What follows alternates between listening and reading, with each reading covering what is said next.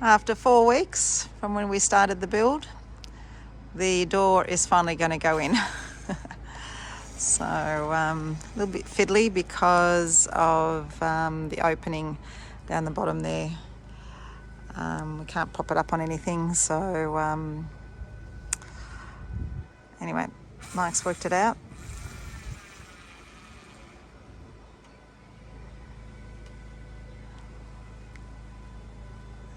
And then we're going to have a away from the van afternoon. We'll see how long that lasts.